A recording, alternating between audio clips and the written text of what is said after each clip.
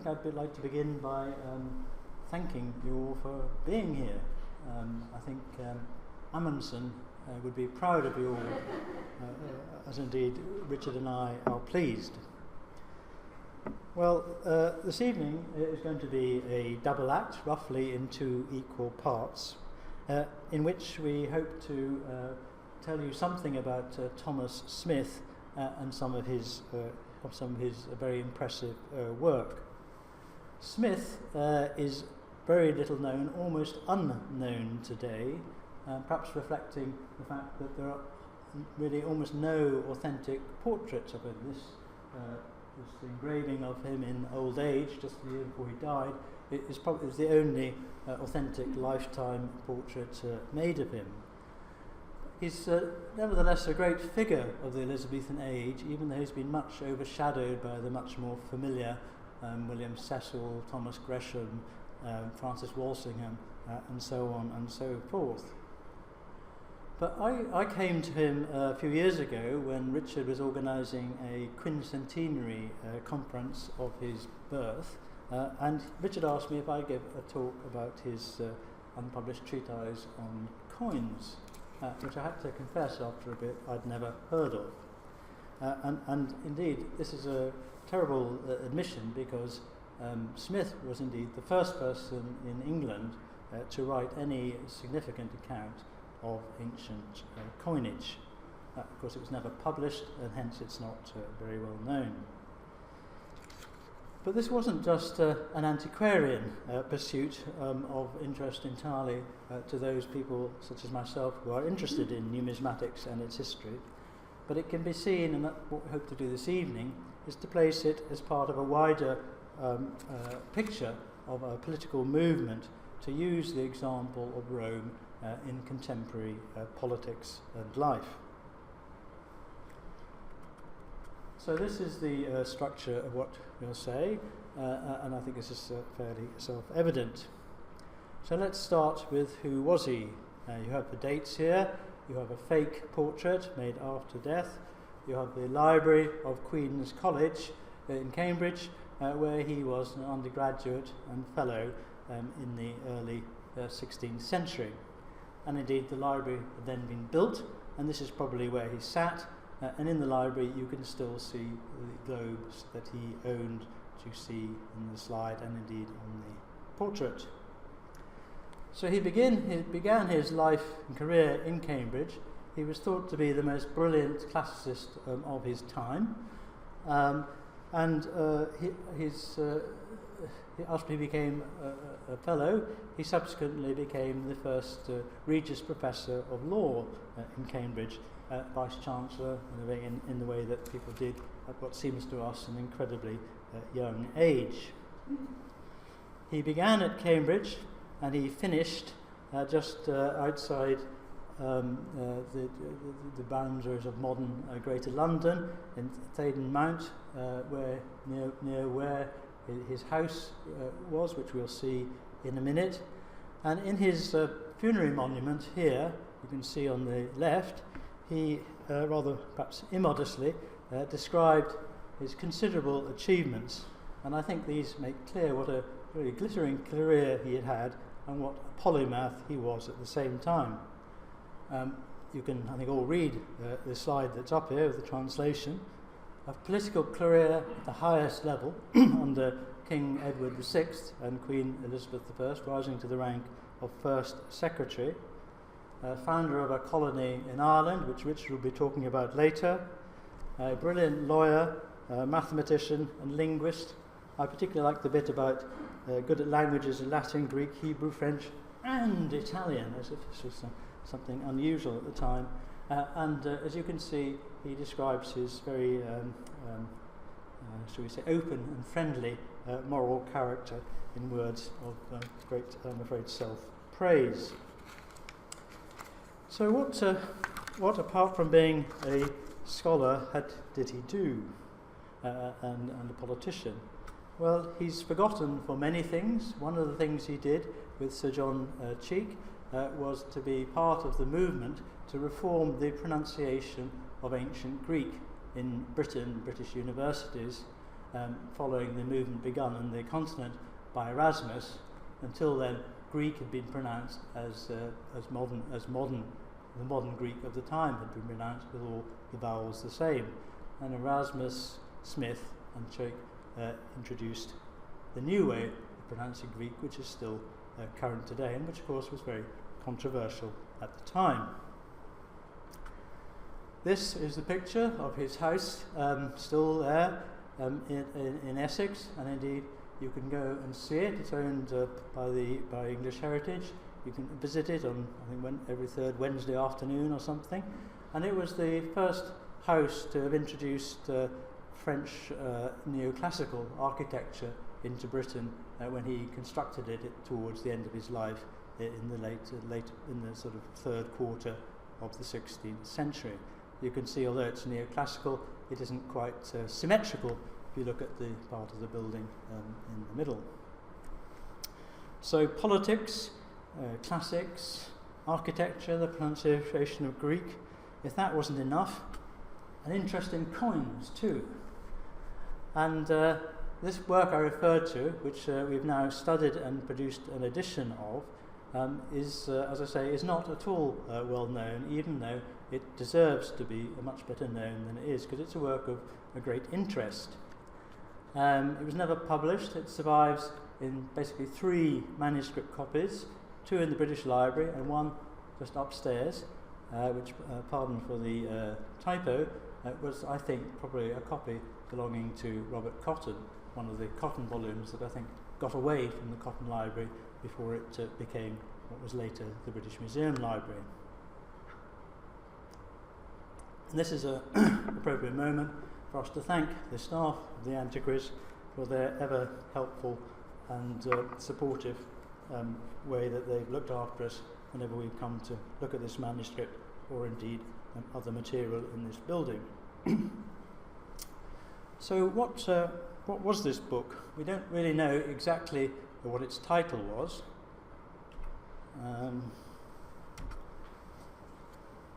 There are, as it were, 2 different sort of themes of what might have been its title. One about the value of Roman coins to our English standards, and one about what was the ordinary wage of a soldier at Rome. And we've chosen to call it On the Wages of the Roman Foot Soldier, because it begins by thanking William Cecil, Lord Burleigh, for asking him that question: what was the ordinary wage of a soldier at Rome? And you can see there are various other Camden refers to the book as a commentary about coinage, and the titles on these manuscripts, some which of course are later, but some may be earlier, suggest that it could be known both as a book about wages and as a book about Roman coins and their English values. And indeed, if we look at the structure of the book, we discover that this sort of this double character, or a new word I discovered last week, diunitarian nature of the book is very clear. That it's about half of it is about indeed how much a Roman soldier was paid, and about half of it, perhaps more in fact, is about trying to establish the equivalence in trying to establish Roman coin weight systems and their equivalences in the modern English coinage. And I should say, for those of you who aren't classicists or ancient historians in the audience, it's really quite amusing that the wages of the Roman soldier remains to this day a controversial subject, and hardly any number of the Journal of Roman Studies appears these years without yet another article debating the exact number of denarii a Roman legion, or particularly auxiliary, might have been paid in a given year. So you could say Smith, in this way as well, was way ahead of his time. So that's what the book is about, and as we will say, he comes to the conclusion that the Roman soldier was paid a denarius a day, which is incorrect, but for entirely good reasons he came to that conclusion. And he came to the conclusion that it was the same as the wages of a contemporary soldier, i.e. a groat a day. And that's a theme we'll come back to in a minute. But how did he set about working on all this? Well, he he consulted ancient and modern sources, and then, very interesting, as we'll come to, he actually looked at and weighed coins from his own collection. And there's this rather funny bit, I think, in his book. This is the professor of Regius professor of law speaking. That's why doctors are better than lawyers, he says. The argument to treat a weight to more obtain to a physician as is Agricola than to a lawyer. It's the profession of Budæus and Alciatus, who had written on the subject in France and Italy.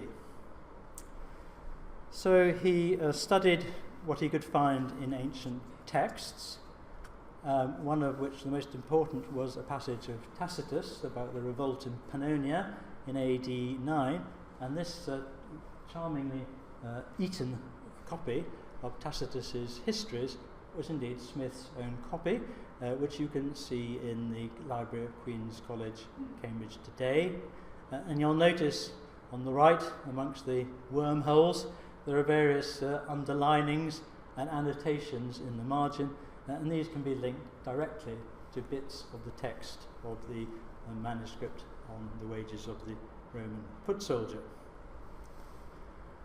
As a brilliant classicist, it's not surprising that he looked at these original sources, but he also used contemporary secondary sources, particularly Guillaume Boudet, the great French writer of the beginning of the 16th century, and the one he admired most of all, Georgius Agricola, writing in Germany, who wrote about weight systems of antiquity.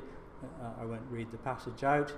You can read it for yourselves, how great praise he passed on Agricola.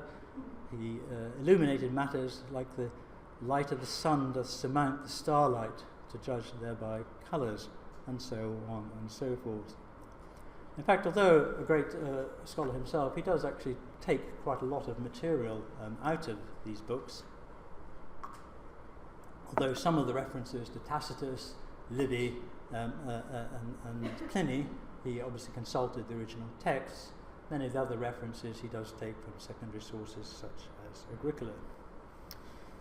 And then for those of us who are interested in coins, the most interesting and exciting bit of his book is how he actually refers to coins in his own collection by describing them, and as we'll see in a minute, and weighing them.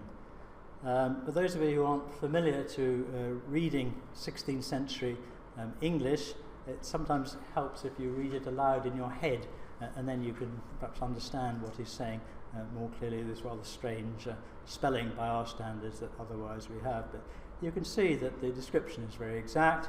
One is a begatus denarius, which Pliny describeth, a man standing in a chariot and two horses joined, as it were, running in a circus. Underneath is written Gaius Cato, under that Roma. The other side is face with a helmet, rather Murrian, and as it were a little wing on the ear thereof, like Mercury is painted, and behind it X, which Boudet, the Roman author Boudet, taketh for the mark of the denarius, quite correctly. So he refers to a good half a dozen or so of these coins, such as this Roman Republican denarii, and not only, as I say, does he describe them, but he also weighed them, or had them weighed, in great detail. You can see here, we won't go through all of them, how he refers to the different coins and gives its weight in French grains, scruples, drachma, and so on, in a way that we can actually calculate exactly the modern weight, and it would indeed theoretically be possible to identify the very same specimens that Smith had in his collection, but unable to actually nail any of them down. So he examines the coins himself. He says, endless problem, anyone who works on coins knows, how do you establish weight standards? He says he's always tried to get a very good specimen so it'll have a full weight, and that will help him establish the weight standard. And he then uses the weight to calculate what he calls the four main standards of coinage in ancient Rome, which is sort of more or less correct, although again slightly for the wrong reasons. We'll come back to briefly in a minute. Historically, trying to make out how many denarii were made to the Roman ounce, and you can sort of read this. The most bizarre one is the last one, where he gets the weight seems to get the weight standard of the Roman imperial denarius, which was easily calculated quite substantially in error. So on the basis of all this, he puts all this together, and then he, as I say, as we said in the title, he's very interested in the links between ancient Rome and contemporary society. And he comes up with two equivalences in his work. And the first is, as I said, that the Roman soldier was paid the same as an English soldier. The Roman soldier was paid the denarius, and the English soldier was paid a groat a day. And he does actually go on to argue that this is a universal truth, and he has complicated argument about the wages of Greek soldiers, proving that all soldiers throughout time have been paid more or less the same.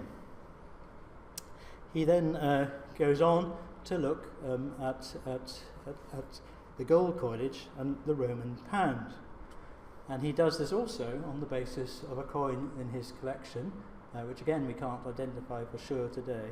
This is the first Roman coin recorded from Britain ever, 1537, near Saffron Walden, and it seems remarkably too good to be true that it would be a De Britannia Arius of the Emperor Claudius, celebrating his invasion just a few years before it was minted.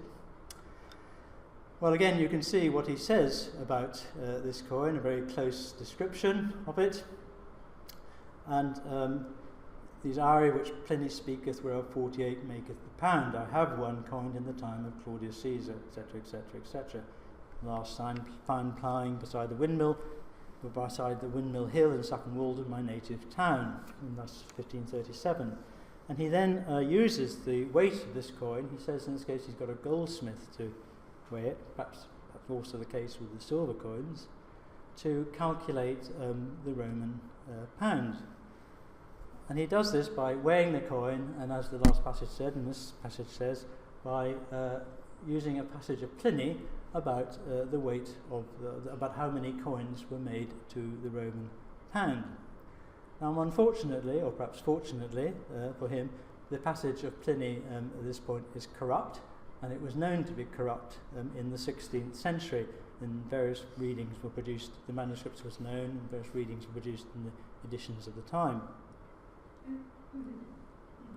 Smith chose to follow the reading by the Italian scholar Alciato, another lawyer who wrote a famous book, small book called The De Cistercia, about the Cistercius, who had taken the passage of Pliny to refer to the reduction in weight by the Roman emperors of the standard, which was then produced at 48 quadragentar octo to the pound.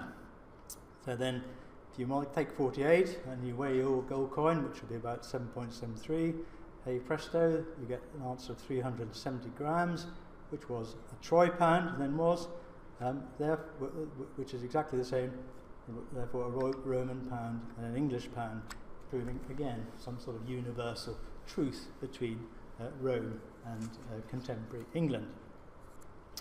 So that's the thesis he has, but the work allows us to see a lot of other things at the same time, which add to its interest considerably. First of all, it pushes back our knowledge of collecting well into the 16th century, whereas previously, and indeed from the 19th century, it had really been thought that coin collecting in Britain began in the early 16th century with Henry, Prince of Wales, and the extraordinary collection he put together before his tragic death, aged at only 18. It also, as well as collecting, pushes back our appreciation that people were studying these coins. Difficult to give a measure of how people weren't really studying coins in Britain at the stage, but if we take this rather crude statistic of the number of books which you could loosely call coin books published in the 16th century, you can see that hardly any were published in Britain at all. In fact, many of them I wouldn't really classify as coin books as such. Some of them, one or two of them, give summaries of other books, such as Caspar Tunstall and Bude, but not really very much at all. And it was thought, again in the 19th century, that just like collecting had begun in the 16th century, so the study of coinage had begun really with William Camden and Robert Cotton, particularly in the 1600 edition of Camden's Britannia, which was the first to be illustrated with coins.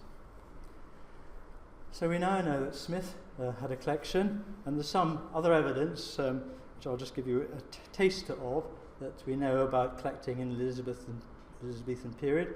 We do actually now have a letter that shows that Queen Elizabeth herself had a coin collection, and indeed it was one that she inherited from her father, Henry VIII. There's this letter written in Cecil's hand on behalf of the Queen to the English ambassador in Paris, turning down an offer from a rather obviously dodgy Greek dealer called Vergetius, who had offered her coins of the 12 Caesars, makes clear. It'd be nice to think that she was very interested in coins, but I think this is as far as she gets. And as you all know, her own iconography actually is not at all influenced by classical the iconography of classical emperors or empresses. So, starting with her, also from Smith's book, it was dedicated to William Cecil, Baron Burghley, who there's a very slight amount of evidence that he had a coin collection. He clearly had more than we thought.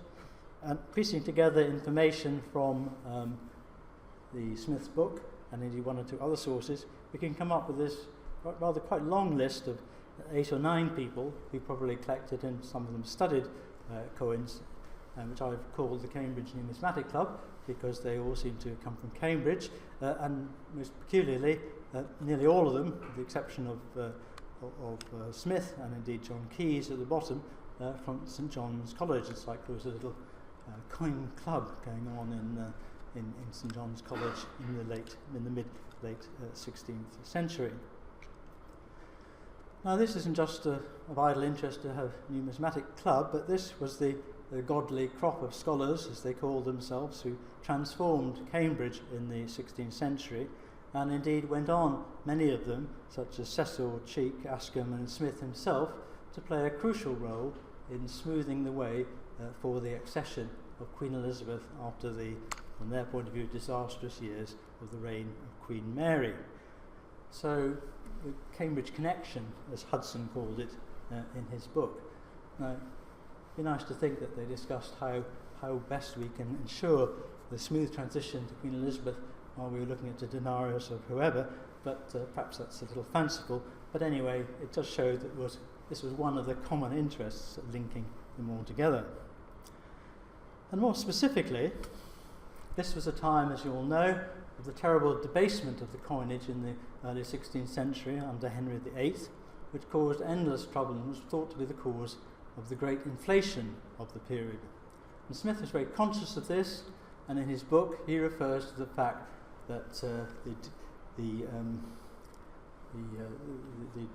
debasement of coinage is a sign of decay of an empire, thinking of the Roman Empire, but obviously applying that lesson to contemporary society. And in 1560, 1561, Elizabeth took the bold step of recoining all the base metal coinage with new pure coinage, an act for which at the time was thought to be the greatest achievement of her reign. It was a very brave decision to have made. And as you can see from this report by Robert Cotton, Smith played a very leading role in that decision.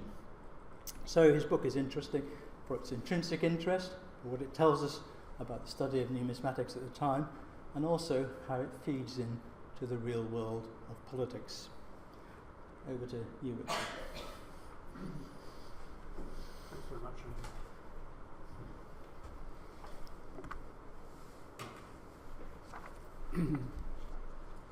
I'd like first of all to say thank you very much to Andrew, who really brought this book together and found some publisher, etc., and has been great fun to work with. But I'd also like to say thank you to Deborah Thorpe, who actually made a transcription of the manuscripts, which are published in our book. Andrew's told us about the extraordinary array of material which is set out in our new book, and which shows how Thomas Smith collected, measured and compared antique coins, not only to study the long-standing question of what a Roman infantryman was actually paid, but also to investigate monetary values in the contemporary world. I want now to draw further on our book to explore other ways in which Smith and his contemporaries used ancient coins as evidence, to consider how these understandings of coins informed wider investigations of antiquity and of relations between past and present, and to see how they underlay broad analyses of contemporary English society and governance, even providing models for new projects, for new political institutions. Andrew's also shown us, briefly, how even at the highest levels of English society coins were valued, or perhaps how they weren't valued, but how they were thought they should be valued. And I want to recall that in his earliest account of his own study of ancient coins, Thomas Smith's focus was on coins as sources of portraits of historical figures. In 1542, Smith wrote a defence of the Reformed pronunciation of ancient Greek, which Andrew's also mentioned, and the reform was taking place in the 1530s, and Smith wrote in 1542, when he developed an argument which showed how ancient portraits, specifically those on coins, could provide us with evidence of one of the most transient aspects of human existence, our appearance, and especially our appearance as it changes with age. For Smith, the ancient physical artefact could be tested against ancient historical accounts. As Smith himself put it in 1542, those we call antiquarians were greatly delighted whenever they have found a coin of some emperor or consul, or some ancient statue whose inscription has not yet been effaced, because they thought they could learn from them what interested them, such as the countenance of an ancient emperor. How they rejoice if, on comparing these things with history, they feel that what the ancients described in words agrees with what they have seen with their own eyes. Smith gave a number of examples of Greek and Roman rulers, including Otto, Vespasian, who we've got here, and Augustus, whose portraits as old men indeed survived on coins. And Vespasian, who we've seen here, was emperor from his 60th to his 70th year. As an example of verification, we know from historical texts Smith argued what Alexander the Great looked like. And at its simplest, we certainly know, Smith added, that a portrait of an old man cannot be a portrait of Alexander, because we know that Alexander never grew old, indeed he died in his 33rd year. These rather simple arguments were embedded by Smith in the dispute between reformers and religious conservatives over the possibility of reliably recovering the past, of recovering the true readings, in the case of Greek, of the Greek New Testament text. And Smith's portrait argument sought to show that the past can be known and verifiably known, and that this certainty could even extend to the most evanescent of past forms, whether human appearance or the sounds of spoken words. But the portrait analogy also offered Smith an additional argument in the discussion of recovering the antique. He compared a verifiable ancient coin portrait with a modern portrait which claimed to represent an individual from the past. Smith explicitly mocked a contemporary artist who asked to create the portrait of a historical emperor took as his model a present-day figure. Smith suggested Charles V, the contemporary Holy Roman Emperor. Smith, writing in dialogue form, then has the artist responding to criticism of the veracity of his portrait by arguing, "What? Weren't the men whose appearance you asked me to portray Caesars and Roman emperors? Certainly those who are now emperors and Caesars are like this." Smith's comparison of the verifiable ancient coin image with a modern imaginary portrait, sometimes of an equally imaginary historical figure, points to a reference to contemporary practice. Here we have a wonderful portrait of Brutus, the mythical founding king of Britain, produced in 1560 and printed in London, which you can also see on the right, being founded by Brutus as the new Troy. But Smith's scorn for the modern artist was to make a serious point. His contemporary portrait of an ancient emperor based on what emperors and Caesars look like today is a contemptuous analogy with the argument used by the opponents of the reform of ancient Greek pronunciation that modern conventions in Greek and Latin had authority in recovering the forms of the ancient languages. The contemporary imaginary portrait illustrated the blatant unreliability of this conservative argument. So Smith saw that coins could provide verifiable evidence for portraits, and portraits which demonstrated the falsity of popular mythical imagery, and in contrast helped to establish the credibility of verified ancient history. And ancient coins were also seen to offer evidence for further realities, the reality of historical power in Roman Britain.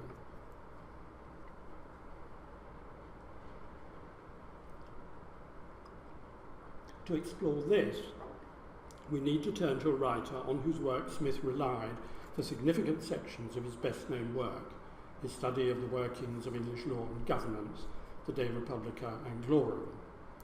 Smith began this work in 1565 and seems to have continued to work on the text until his last illness. It remained unpublished on his death in 1577. During the 1560s and 70s, William Harrison, a neighbour of Smith in Essex, was writing studies of English history. Harrison was a clergyman and radical reformer. He shared an interest with Smith in the current thinking about governance of the English church and state, and Smith was sympathetic to Harrison's ambitions for forms of Anglican self-governance modelled on Calvinist examples. Smith used Harrison's work on the English social classes in 9 chapters of his De Republica. Harrison's description of England also made comparisons between the social classes in England and ancient Rome, comparisons which Smith developed in his own work. Harrison's interest in ancient Rome and in Roman Britain was explicitly informed by antique coins, which, like Smith, Harrison initially referenced as sources of portraits which he wanted to illustrate his history. In his chapter of the antiquities or ancient coins found in England, and we can see the text as it was published as the first part of Holinshed's Chronicles in 1577, Harrison wrote, "The chief cause that urges me to speak of antiquities is the pains that I have taken to gather great numbers of them together, intending, if ever my chronology shall happen to come abroad, to set down the lively portraitures of every emperor engraved in the same, also the faces of Pompey, Crassus, the 7 kings of the Romans, Cicero, and divers others, which I have provided ready for the purpose." Harrison backed up this substantial ambition by giving a list of find locations for Roman coins in England. He recorded coin finds on the Kentish coast, at St Albans, London, Colchester, where he says coins of Claudius, Hadrian, Trajan, Vespasian, and others are often ploughed up. Thank you, Andrew. This picture shows that it still goes on. Also at Canterbury, Rochester, Winchester, divers other beyond the Thames, which include Caerleon, Aldborough, Cirencester, Laycock upon Avon, Lincoln, Dorchester, Warwick, and Chester, where they are often found in great abundance. While he accepted that his collection of coins and portraits was not yet complete, presently I want a few, he expected to be able to get a full set through, as he put it, friendship or money, a pointer to the active collecting, exchange and dealing in coins in England by the 1560s. His coins were so numerous, he concluded, that I count it no rare thing to have of the Roman coin. But he then continued with the comment that the coin collection represented an image of our captivity and may be a good admonition for us. So the coins, while valuable as witnesses to portraits, were also testimony to English subjugation by Rome. Harrison went further, using a survey of other Roman antiquities in Britain to reinforce this political message. For example, his description of Roman Colchester included a comment on the temple built in honour of the deified Claudius, adding that Tacitus had called it Aram Sempiternae Dominationis, which Harrison translated as a perpetual monument of that are British servitude. Harrison also commented on the significance of the geographical spread of rich Roman survivals, and he recognised the spread of locations itself as evidence whereby the secure authority of the Romans over this island may in some cases more manifestly appear. He saw Roman domination extending to the whole of England up to the time. Harrison's antiquarian evidence from Roman Britain was specific, but his description was also permeated by broader comparisons between England and ancient Rome. For example, he compared systems of weights and measures, eating habits and food, and religion. And these broader comparisons included Harrison's descriptions of English social classes, the passages copied by Smith. So, for example, Harrison paralleled the English barons with the Roman senators and English knights with Roman equites, with reference to the censors equester. But while Smith used Harrison's text, he also developed his own parallels more extensively, drawing on wider evidence of ancient Roman practice. So for both barons and knights, Smith added details of the income qualifications used in the Roman census, comparing the Roman use of a variable qualification value with the English fixed sum, and referring his reader to his study on the wages of the Roman foot soldier for the effects of inflation on a fixed monetary threshold. Smith also added new parallels. He compared the yeomanry in England to the Roman aratores, the original farmers, the optimos cives in Republica, the best citizens of the Republic. He described the House of Commons as made up of the knights, esquires, gentlemen and commons, recognising each as a distinct social group, but paralleling the combination of several estates into one order with the Roman notion of the populus. Smith's discussion of the English social classes sought to support his argument that the supreme authority of Parliament was due to its inclusively representative nature, its authority explained by Smith in terms of another parallel, and to be short,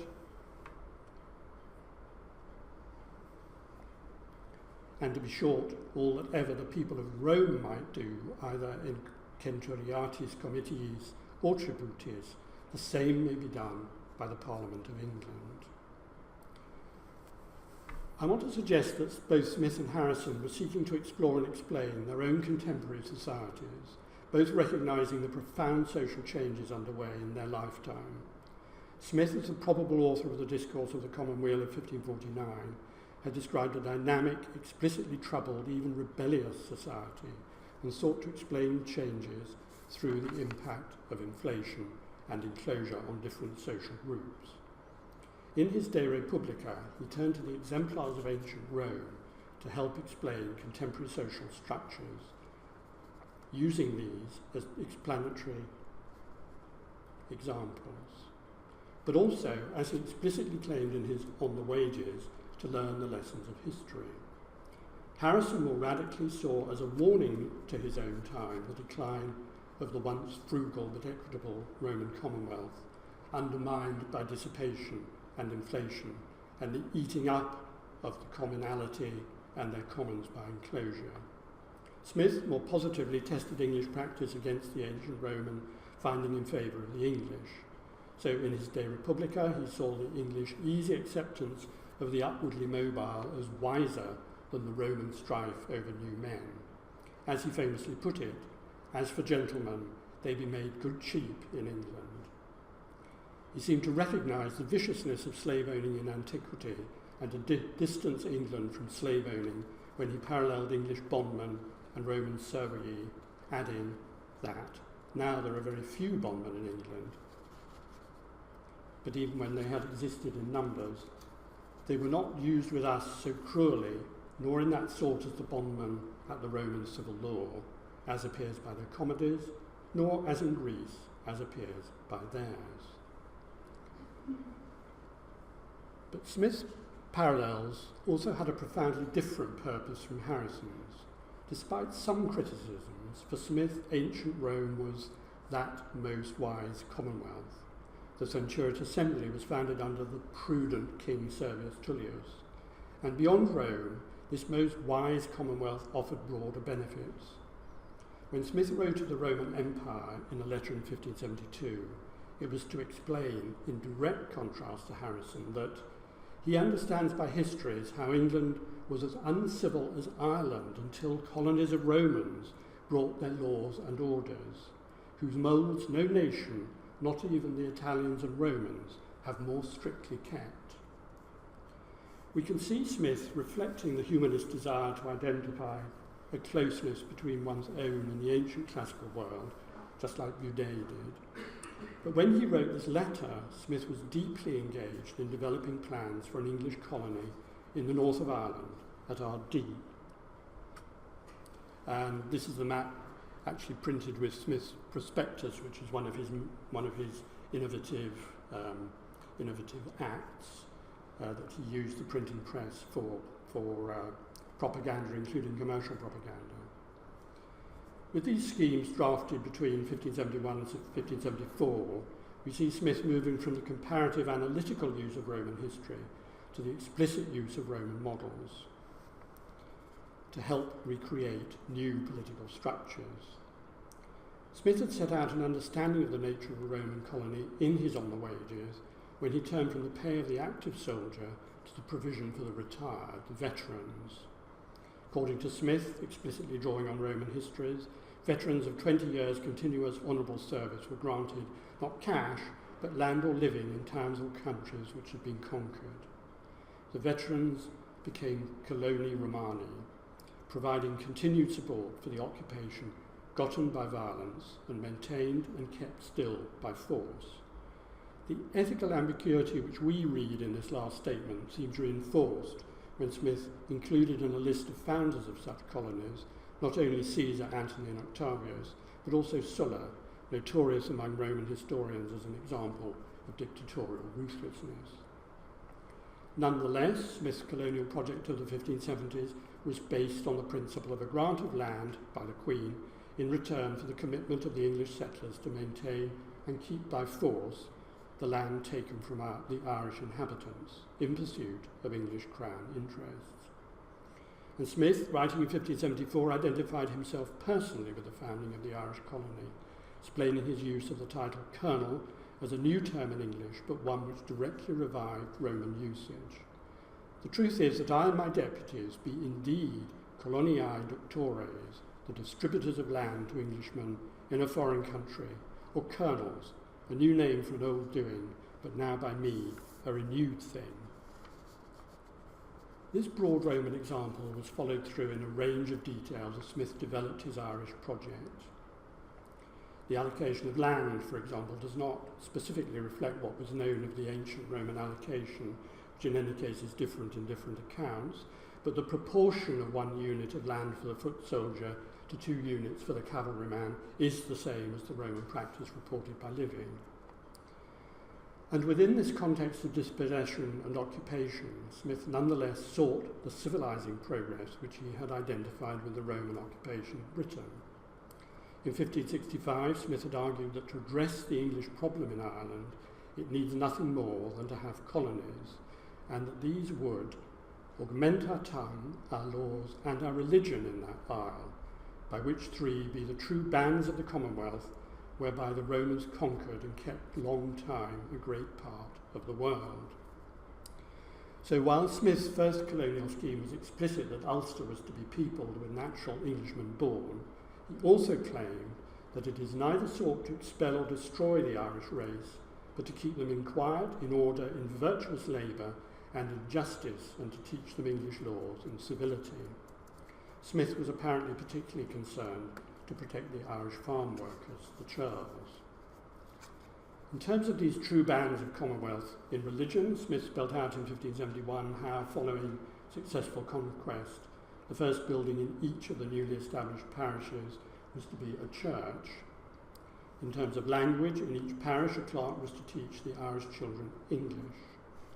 The fundamental conflict between Smith's civilizing objectives and the reality of conquest emerged in a discussion of the imposition of law, where essentially he stripped Irishmen of basic legal rights.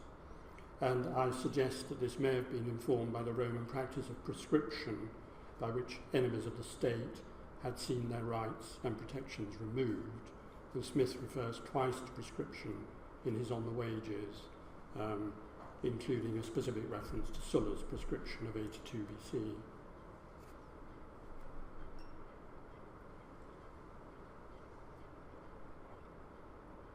Smith's view of the law seems to have implied a form of what we can only now call separate development, an approach followed through in detailed regulations. He was concerned, for example, to prevent English settlers adopting Irish practices, specifically forbidding Englishmen from dressing like Irish, as well as Irish like English.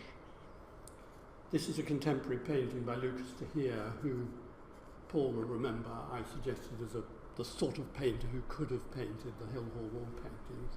And this shows on the right two very wild Irishmen and two rather proper ladies on the left.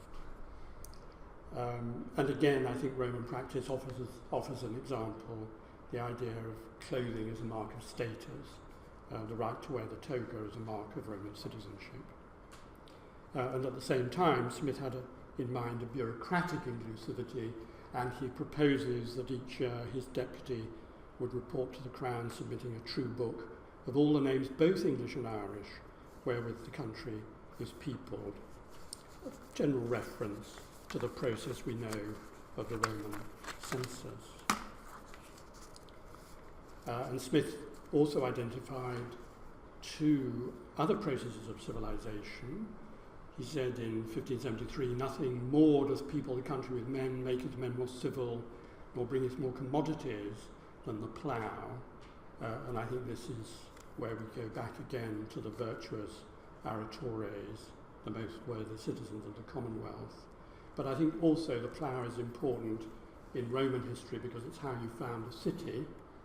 And the other great force for civilization which Smith identified was the creation of a town or city, and he proposed in 1572 the creation of a city to be called, of course, Elizabethan, and it was seen by him as an essential part of his scheme, and he compared the founding of a city with the founding of Rome, Carthage, Venice, and all other where any notable beginnings have been, explaining the city as the safe refuge in great wars of the whole colony, and giving the example of Rome as the refuge of Alba, Naples for the colony of the Grecians, Carthage of the Tyrians, Cologne of the Romans, in amongst the Almains.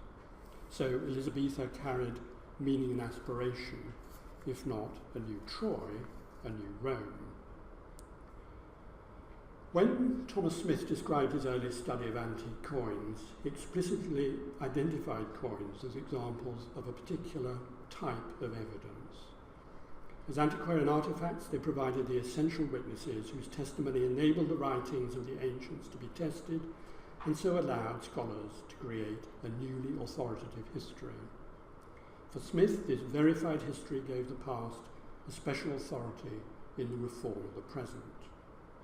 And we've also seen that coins as evidence were recognised as offering other distinct analytical uses. As Andrew has explained, they could be weighed and their weights over time compared, opening a new way of understanding processes of debasement, of inflation and its history. This in turn had special contemporary relevance, not only in the immediate question of the Elizabethan revaluation, but in the larger terms of the nature of society, of social classes and of social change, the dangers of inflation seen as another driver of reform. And in Smith's descriptions of the social classes in England, we can see an interplay between his understandings of the physical evidence of coins and the writings of the Roman historians. At the same time, Harrison's and Smith's shared interests show distinct, opposed interpretations, feeding a contemporary debate on the ethics and politics of Roman rule and of the nature of the English, oppressed victims or a people in serious need of civilization.